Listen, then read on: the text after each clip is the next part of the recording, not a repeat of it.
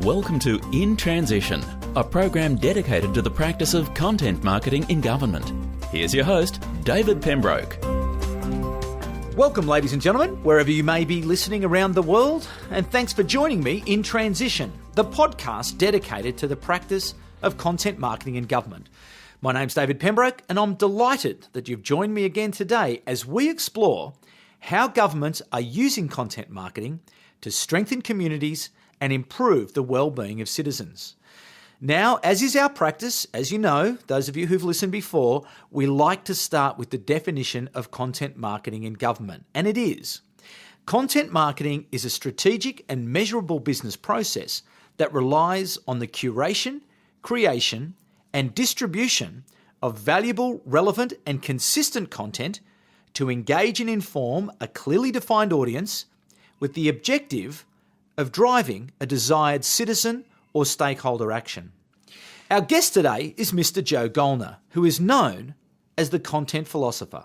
He joins me now. Joe, thanks for being in Transition. Well, thank you, David. Thank you for having me. Listen, before we dive into the discussion, rather than me tell the Joe Gollner story as to how you've got to where you are today, perhaps if you could just give us a potted history of that Joe Gollner story. Okay. Well, it would be very, we just mentioned about content strategy as sort of the nerdy first cousin of content marketing. And within that extended family, I'm probably among the most nerdy of those. And so I do often say that I do take a particular interest in looking at what we'll call the technical nature of content. And why I do so is that I am very interested in how we can improve how content is handled, how we create it, how we manage it, how we leverage it. And it's basically been the centerpiece of my professional career for over 25 years. And I'm fascinated by the ways that we can not only protect the unique qualities of content, but we can actually use technology to amplify them and help them get to more places and be, that much more compelling and useful. And so if we dial all the way back to the mid-1980s, as I've described myself on occasion as being seriously into content or starting my life as swimming in content, I was for a period a reader at the Bodleian Library at Oxford, and therefore literally sitting in the restricted section in Hogwarts with all the old tomes, and at the same time, and then immediately thereafter, I was in the Canadian military, where I was surrounded by mountains of different types of content, the technical content, and somewhere between these two experiences, I became fascinated with what was common between a large book of drama or poetry and a massive set of technical specifications. And since 1991, I've had effectively 4 successive businesses that are offspring of each other. And the most recent one is called Gnostyx Research. And many of my team members have been with me for a very long time, and we work on putting in place the technical infrastructure that lets organizations do a good job of their content and to reap the rewards.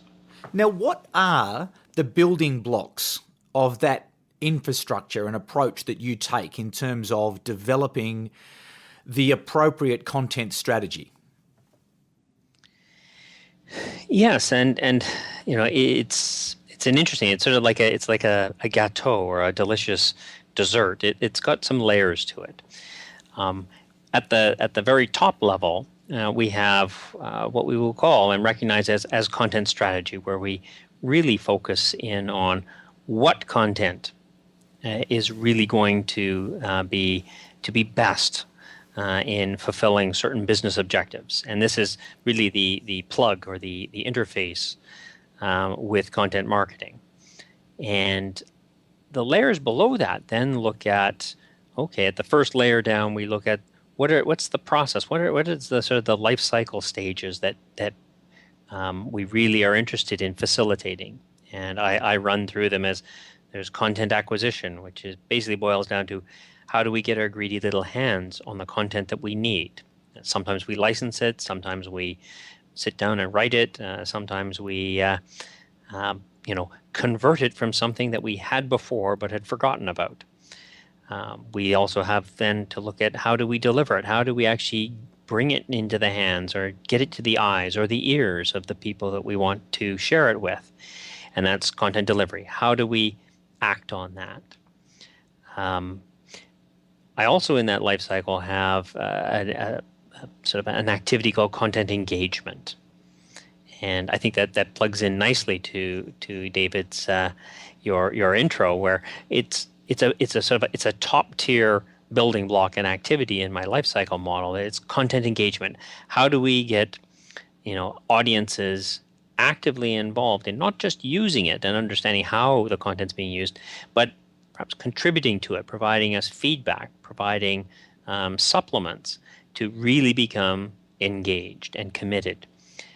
Then there is the fourth of the main activity areas, which I call content management, and that is putting the management infrastructure in place to facilitate all of these things and to basically make sure we don't lose anything. And that's sort of the life cycle layer, and that's a centerpiece of basically all of our projects.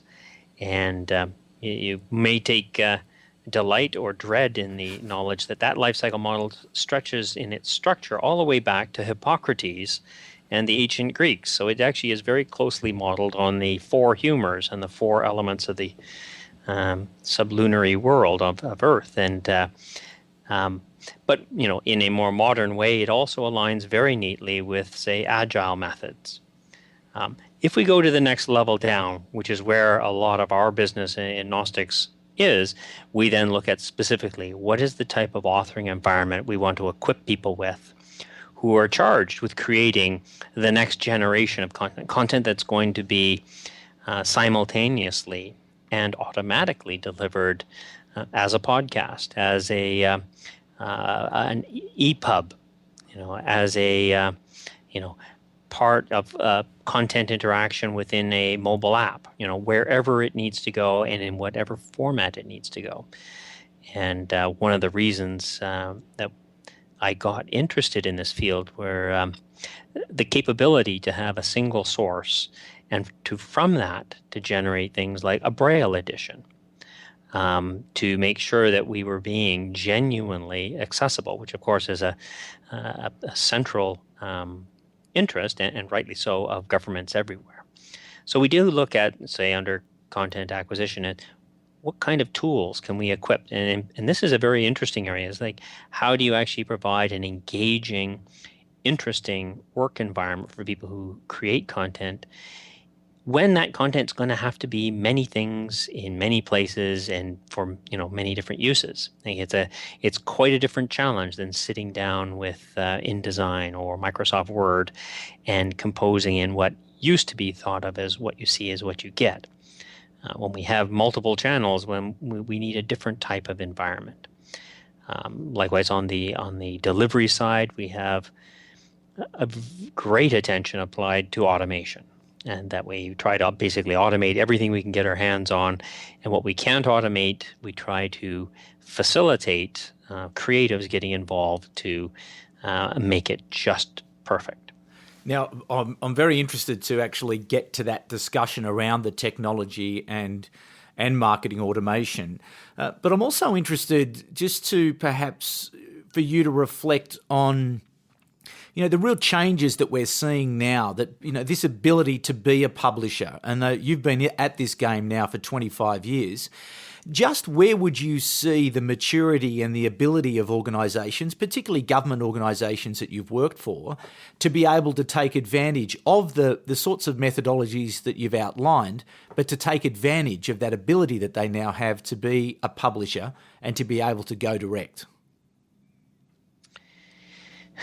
Yeah, I do a fair bit of work with the Canadian government, and it's an interesting set of examples, our projects there, because on one level, there is a massive drive, as there has been in the UK, that I'm quite well aware of, and perhaps may as well be in Australia, but basically to revamp the sort of online presence and to really rethink how communications are undertaken, sort of with years of accrued materials and years of accrued practices sort of becoming very top heavy. There is a great deal of energy of sort of tossing off the accumulated materials and sort of getting back to basics. And certainly with my projects with the Canadian government, there is a great deal of excitement about what we can now do. And in particular, back to everyone's a publisher now, one of the immediate and probably most interesting outcomes of that are sort of everybody's a publisher, and then they look around and say, if everyone's a publisher, I can create networks of publishers, of collaborators who, in fact, may cross many government boundaries, maybe, straddling all sorts of jurisdictional lines, and that for the purposes of what the citizen is interested in, we can actually put a much more coherent and integrated story together than we could individually as sort of local and isolated individual publishers. So to be honest, my most exciting projects are ones where the individual ability, where everyone can be a publisher, has actually suddenly found their kindred spirits and said, we can do this, and we can actually paper over, in effect, these great chasms of jurisdictional boundaries and get to an integrated experience for the citizen. And I'll use one example. For several years, we've been working with the Canadian Department of Agriculture, and of course, Canada is like Australia, a federation, and we have, of course, then provincial governments who have their own ministries of agriculture, and then you can drill down, and eventually you have sort of local districts and so on. You have all sorts of layers in the government hierarchy. But there is one farmer, and that farmer is battling, pests or want to expand their operations. They want to know, what requirements fall upon them from some level of government, what services are available to them. And they would really like to see that as an integrated picture. And so what we did is we worked on a project where people from the province of Manitoba and the province of Nova Scotia and the Canadian federal government could pool individually published content and to basically provide an integrated experience. And then as soon as we did that, then they started syncing. It was almost like heart cells starting to synchronize their beating, that they realized we have to synchronize many of our content practices because, the feedback we're getting through usability tests from just sort of public feedback on the what's called the AgPal portal is steering us resolutely towards aligning our language, aligning our story. And it was explosively, almost frighteningly effective. And before long, literally within a matter of months, our project went from being a small, sleepy undertaking, both technically and from a communication perspective, to being the talk of the Parliament of Canada. And suddenly we were turning up in all the reports that you want to be turning up in. So there's one, in the speech from the throne. When your project is mentioned glowingly in the speech from the throne, it's generally a very good place to be. And there are other reports you want to avoid, but that's one you desperately want to be in. And lo and behold, that's where we found ourselves. And that was without us being particularly clever at promoting the project. It was that the farmer community was so vocal in their support and so relieved at being able to go to one place and very quickly find everything that applied to them, and in a way that was completely understandable. It had literally been made into sort of plain language, very clear sort of a taxonomy, and a taxonomy based on what farmers do as opposed to what governments do. And the effect was absolutely shocking, but in a positive way. How did you overcome at the very early stages of that project the territorial nature of, municipal governments, state government, federal governments, this is our responsibility, sorry, we don't need you, or, that traditional sort of boundaries that people sort of throw up between each other? Excellent. And I've run into this. I've worked in very similar projects over the last 15 years in healthcare, and depending on which of those sort of areas of business you're in, the jurisdictional sensitivities are even sharper. So healthcare, for example, or education were ones were very challenging. But in these cases, at the end of the day, because it actually didn't entail any business change. There was actually no change in the jurisdiction. It was just let's help people find everything. And so we literally told provinces or our other agencies, this is just a good way to be found. So if you have any form of search engine optimization interest or activity, this is one good way to be found, because there will be other agencies, namely the federal government, promoting this as one-stop shop. And by and large, even our most politically isolationist province, Quebec,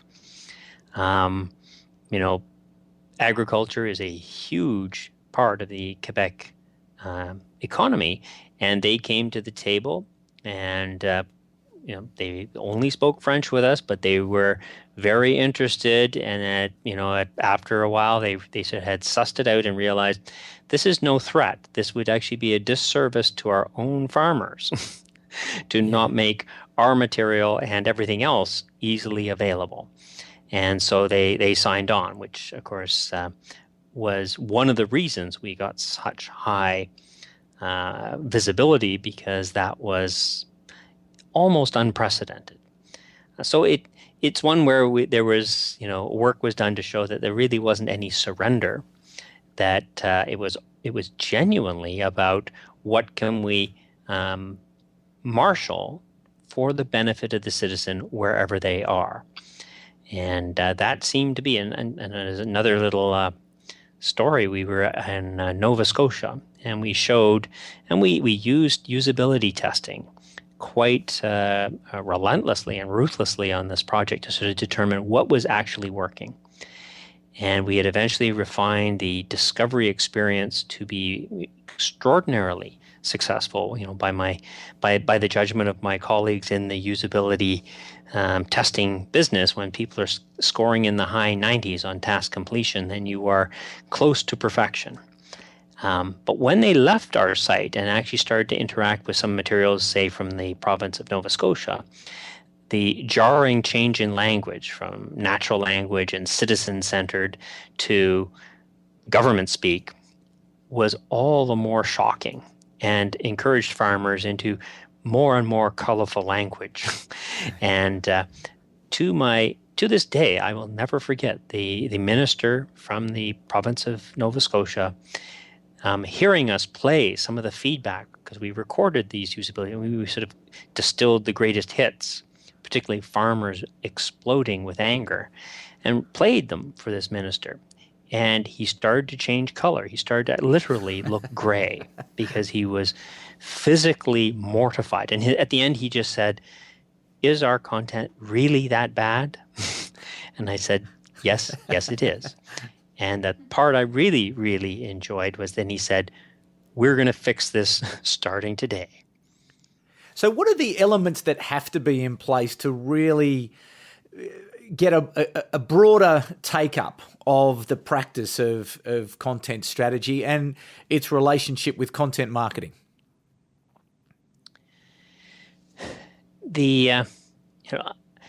I do see that there's a broad sort of trend afoot, and I do think it's a very good one. And these examples I've been using from the Canadian government are, I think, symptomatic that on one hand, there is a need faced by almost all organizations to become much more efficient. Whether it's the debt levels or other financial constraints are making them highly sensitized.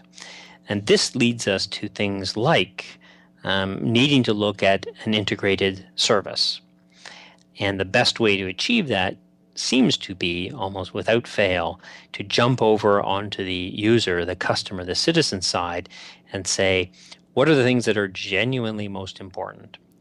And what is the best way to organize things to service that? And then going more deeply into this, where what I see as the content real play here is what is most effective is, we call it genuine stories, genuine content, genuine resources that people find are useful given sort of key tasks. And that means, making a much deeper connection between an organization and its constituency, its reason for being. So I'm seeing that on the technical side of organizations, whether it's, people like Boeing or Schlumberger or, leading edge companies around the world will say, we do very sophisticated things, but we're finding that in addition to trying to keep up with the pace of technical innovation about these systems, we actually have to know more and more about our users, our customers, the communities in which we work. And this all seems to then feed straight into an interest in content marketing and sort of like building, as you said at the outset, David, more vital, more sort of vibrant relationships with an engaged audience. And I find this a fascinating trend, and I've sort of watched it over the years. And with some of my large industrial customers, we talk a lot about making the customers the product manager. How do we equip customers with literally all of the information and all of the knowledge so that they can start to tell stories to us about what they need to do, and that becomes the song sheet by which we lead our research and development activities, and that is a fascinating change of dynamics. It also means that, of course, on the technical side, literally on how systems are built, we need to be fundamentally more agile, because suddenly now we are expected to deliver software or physical systems, airplanes or whatnot, that are highly customized to communities of customers. And that is the sort of the front right now in the competitive landscape for business. And I find, for those financial reasons I touched on, governments, to be honest, are in even greater pressure to get on that bandwagon. And in terms of that, it is a step change in the way that they've traditionally gone about their business of communication. And obviously there's a need for new skills, new capability in order for them to be able to implement such an approach. What sort of advice do you have for people in government as to how they can best prepare to take advantage of a methodology such as the one that you've outlined?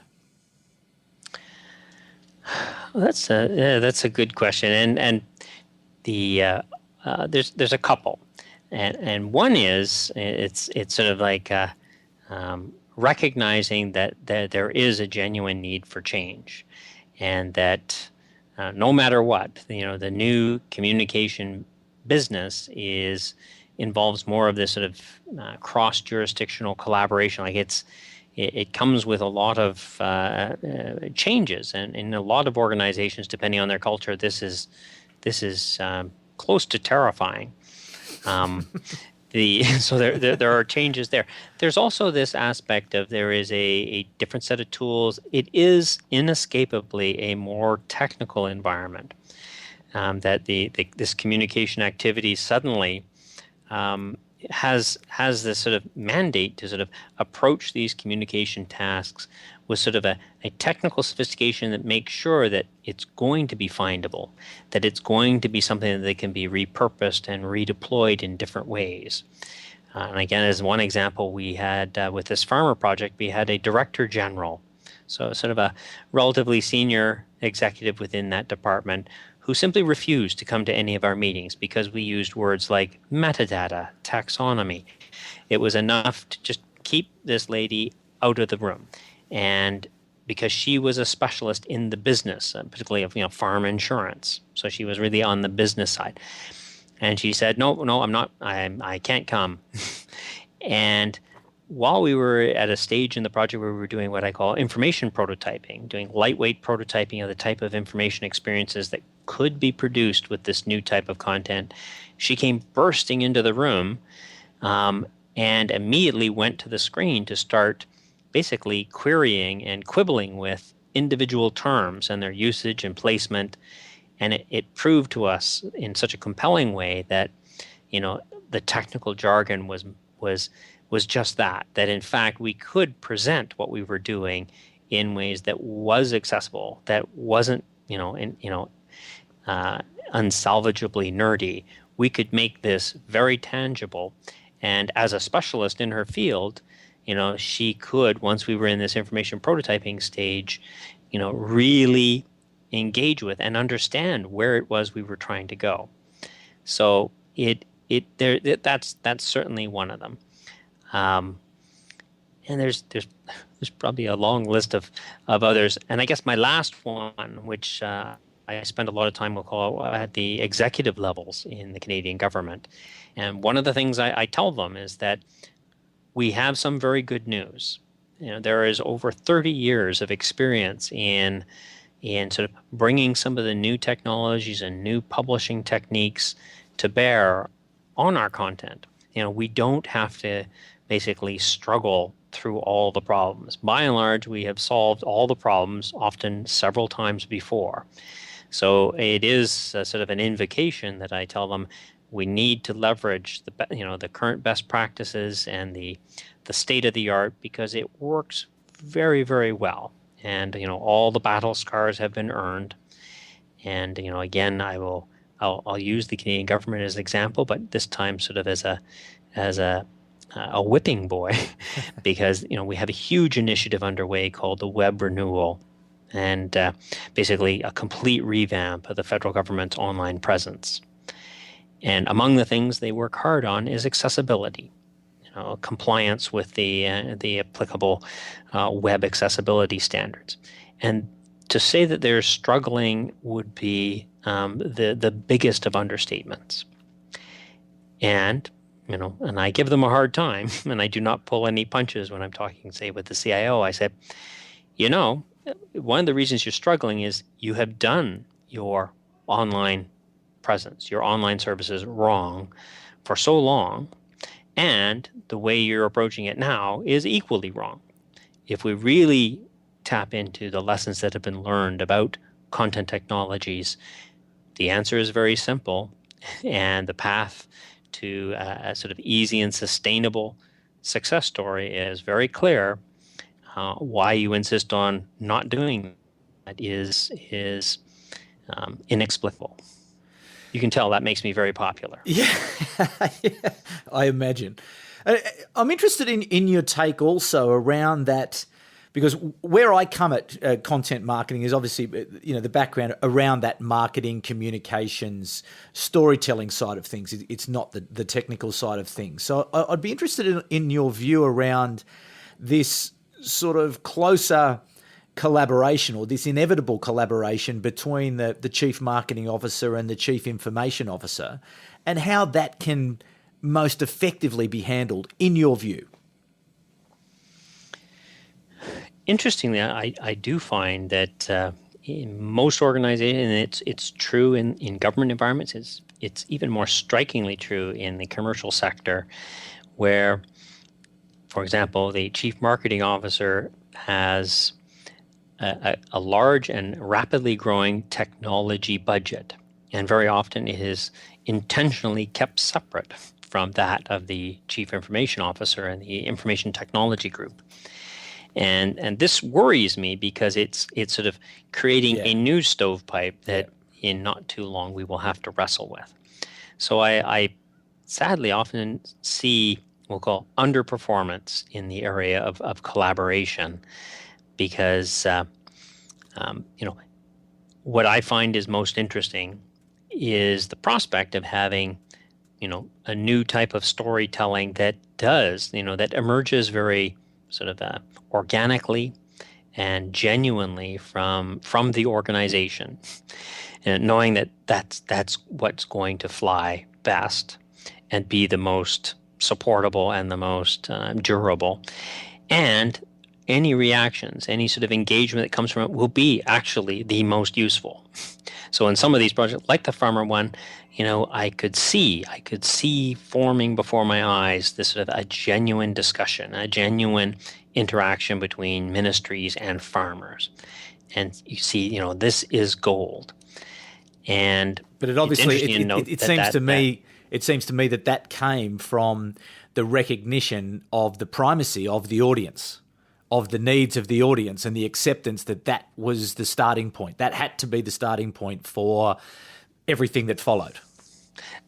Absolutely. And what technology we put in place tended to be very, it's open standards based, really very low cost. So we were able to move basically outside of the CIO's purview. And so basically we were supporting the business side, and then they collaborated with the marketing side, the comms side. And in fact, we tried to play nice and involve the information technology group, and went to great lengths to do so. But by their own admission, which actually even that stands in their credit, they said, we really don't have the resources or the expertise to support you in sort of leveraging the latest in content technologies and publishing technologies to support this kind of citizen-centric view. So it was one where they intentionally, and by their own intention, sort of exempted themselves or recused themselves from the project. And I do see that in a great deal of circumstances, but it is concerning because ultimately, the CIO, the information technology group, should be able to be an active and constructive partner with the chief marketing officer, with the different lines of business, and again, I'll come back. One of the things I find most interesting about content as an artifact or as a sort of a phenomenon is that it is something that by its nature integrates things. It brings details from different parts of a business unit together to say, this is what the citizen's trying to do. And they don't know or care what your internal language is or your organizational boundaries or turf wars. How do we integrate? And, it is the one thing that content really lets us do. And I was talking with a firm in the UK this morning about it. They said content is a special and unique artifact. It is something that integrates data structures, often from many different places, with rhetorical patterns that give it meaning and sort of convincing power. And as a consequence, as a technical artifact, it is a very difficult thing in some ways to manage. It's a gnarly, complex artifact. And our challenge as content technologists is, how do we do a good job? How do we not break the mold? How do we not sort of impose restrictions upon the content so it can be exactly as it needs to be? And that really is, and as you put it, even in technical environments, and when we look at things like large military systems, we found if we swung around and looked at it from the perspective of the technician who's trying to fix this thing, we reorganized all of the information around an airplane, for example, around those perspectives, and suddenly, and sometimes surprisingly, we found new and better ways to manage those systems and manage the equipment. So by that shift of perspective, it is a great opportunity for organizations to sort of reinvent themselves. And as we know, many organizations are long overdue for this. Now, if all of this wasn't complicated and difficult enough, I logged on to see the most recent piece of work by Scott Brinker at the Chief Marketing Technology.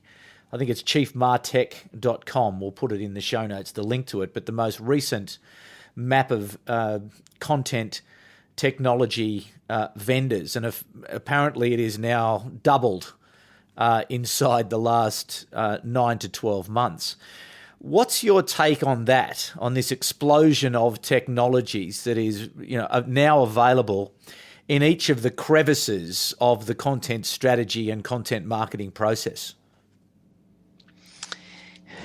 Yes, yes. You know, we've been through several revolutions in sort of the content business, and with each one, we've had sort of I'll use a Canadian metaphor, a snowstorm of options suddenly turn up, and in general, we welcome it every time. That we are hopeful that organizations keep a content and citizen first mentality, and therefore look at all of these options as things that they can draw upon, use, and when they are superseded by something better, they can quickly move to it. And I tease some of my customers about their continual habit of being, we'll call it application centric. Yeah. That they'll buy a particular tool chain, maybe the Adobe suite or whatever it is, and they will move into it and they will break it in like a pair of slippers, and then in 5 years be complaining about how they can't do this or they can't extend it that way. And even the prospect of trying to move out of a particular tool set and this is exactly where the Canadian government is today. They have all sorts of commercial content management tools that they have for their web infrastructure, and they are baked in so deeply that it is an undertaking of literally mind-numbing scale to get out of them, let alone to get into anything new. And if we use, and again I come back to, if we use the word content correctly from a technical perspective, and keep this sort of content-centric view, a content-oriented view of things, and in particular content as for the citizen or the audience, we can actually protect ourselves. We can actually design things so that the content comes first and stays first, and that the different technologies come in and out basically to do what we want them to do, and that like a chocolate bar or something, when we're done with them, we toss it into the bin and we move on to something else. And we've always looked at how we can deploy content technologies, in particular the root standards. They like the extensible markup language, XML or HTML5, and how to deploy it in such a way that is genuinely technology independent. And this so that we can exploit every new tool. So in next year, when the latest analytics tool comes out, integrating it with our content libraries is easy peasy, as opposed to the sky is falling, how will we ever afford this change? So as you sit here, and I won't take up too much more of your time, you've been very generous, and I've really appreciated that, and I know the audience certainly will appreciate your insights. But just as a looking forward, what do you see over the next sort of 12 to 18 months, 24 months as the changes that we're going to continue to see? Because, as the Internet of Things starts to take hold, whether it's, 50 billion devices, whether it's 200 billion devices connected to the Internet, broadband, starting to change, continuing to change people's behaviour, we are at galloping speed. Well, it's probably, beyond galloping speed, really, the change that's taking place at the moment. Well, where do you see the opportunities? And if you're a chief marketing officer, chief information officer at the moment listening to this, you're thinking, I do want to do this, but this is the context that I'm in. What are the few simple things over the next 12 to 24 months I could do to make some progress? Yeah, I think back to some of your introductory remarks, David, and the point you just brought up about, putting the audience, putting the citizen at the center, and then almost like rethinking activities, communication activities from that perspective. And in all of this, I do hold up the UK government as a shining example of almost a bewildering willingness to sort of turn down, even off, the political marketing that seemed to overwhelm all government sites and still govern the Canadian sites, and actually go at it from what are the 10 things that people really need to do? And we'll start there. So I think, they're... And it's incredible to see the costs that they've been able to pull out of their communications budgets are mind-numbing how big they are. Oh, absolutely. And I worked on the Canadian government's business case for doing their complete revamp. And my estimates ran to, they didn't want me to tell anyone, but billions of dollars being saved. And a lot of it, not expenditures that directly result in better content going to the right people. In fact, it was a lot of busy work, patching over and fixing and converting and reconverting. And I said, a lot of the things you do really don't need to be done if we approach this correctly. And then you get back to, and what happens if we actually are developing, with a proper strategy in place, developing key content that's going to be impactful both internally and externally, that builds these kind of connections. If I were, and I go to the UK a lot, if I were a citizen there, I would be delighted to interact with some parts of their online information experience, simply because it is so clearly stripped down to just the facts and things that are genuinely interesting and useful. And so it is something that can be done. And like that minister in Nova Scotia who just said, we have to start today to improve our content. They actually did. They started with the results of our usability tests. They started saying, okay, here's our schedule for editing and the new writing guidelines, and let's get to work. And there was no disguising that it was work, but they had seen proof positive of the kind of sort of beneficial impact good content can have. And I think we may wrap it up there. I think we could go on talking for quite some time, because I think it's an area of great interest, and it's an area of not only great challenge but great opportunity. And Joe, thank you very much for joining us today on The Transition. Thank you very much for your insights. And just before you go, if you could just tell us where people might be able to get hold of you and have a look at some of your other work and other writings. Oh, sure. Thank you. So Joe Gollner, it's a relatively uncommon name, although there are some Gollners in Australia, I like to point out. But so basically, Joe Gollner, or at Joe Gollner, is my Twitter handle. If you go to gollner.ca, you'll find my blog, and I blog as the content philosopher. So you can take that as a warning. And the business, Gnostyx, is really Gnostyx, GNOSTYX.com, which is undergoing a substantive revamp even as we speak. But certainly my blog, and I do post a variety of white papers. There are links from there to my SlideShare, and I am well known for large and quite ugly, but hopefully informative diagrams that are throughout my SlideShare.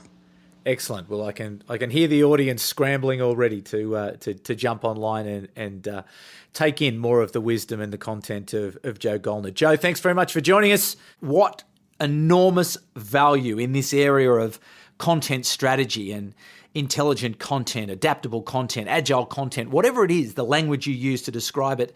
This is going to be critically important for people working on major content projects for government. So we all have to get our heads into this space.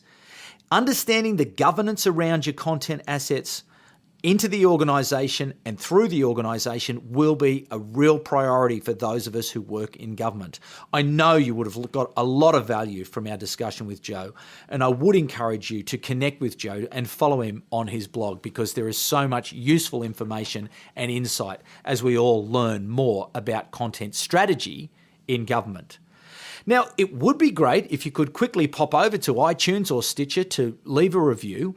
Every one of those helps us to get the message out. And thanks again for being part of our project, which is really starting to build a global community of government communicators who are pursuing the practice of content marketing as we all seek to build stronger communities and improve the well-being of citizens wherever you may be in the world. Thanks again for joining me. Look forward to speaking to you again next week. You've been listening to In Transition, the program dedicated to the practice of content marketing in government. For more, visit us at intransitionpodcast.com.au.